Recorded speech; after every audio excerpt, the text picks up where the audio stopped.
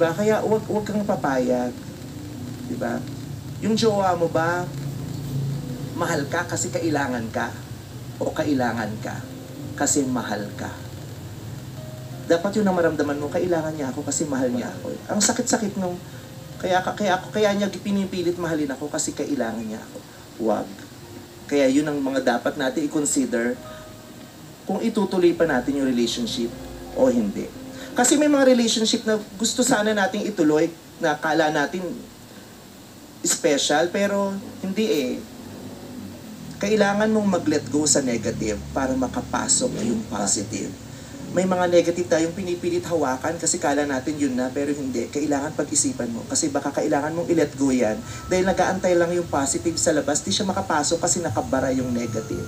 Diba? And always remember, we deserve that beautiful love. Hindi natin deserve yung painful. May pain sa love ha, kasama yun ha. Pero dapat mas lamang yung beautiful kaysa sa ugly. Tama. And all of us deserve nating lahat yan. Yes. Diba? Apo. Ikaw ba, Vice? Tinanong ko kasing lahat yan sa sarili ko eh. Oo. At lahat nakuha, nasagot ko. Kasi dati, di ba, tinatanong ko, yung, kaya ba ako yung pagmalaki nito? Yung mga kaibigan ko, laging sinasabi yan. Nung nakatagpo ko si Ayon, as nagtagal kami, sinasabi ng mga kaibigan ko, ang taray no, sa wakas kasi ang dami mo nang nakuha sa buhay, ang dami mo nang na-achieve, pero parang yung buong Pilipinas ang inaabangan na lang, meron kayang papatol dito, tapos ipagmamalaki siya. And for the longest time, ang sakit, wala. Parang napapamura ako.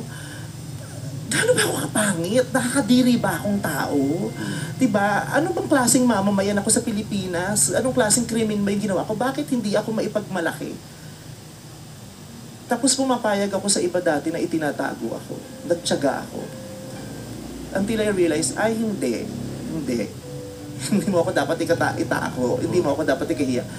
Kaya nung inilet go ko, nakapasok yung tao palang magmamalaki sa akin. At kikilalanin ako. Ipapakilala ko sa mga magulang bilang isang espesyal na tao at tamang tao. Tama. Diba? Nangyari sa yan. Diba? Pinakilala ka sa magulang. Diba? Ito yung pinipili ko. Hindi siya perfect ha, pero siya yung hindi ko siya ikinahihiya.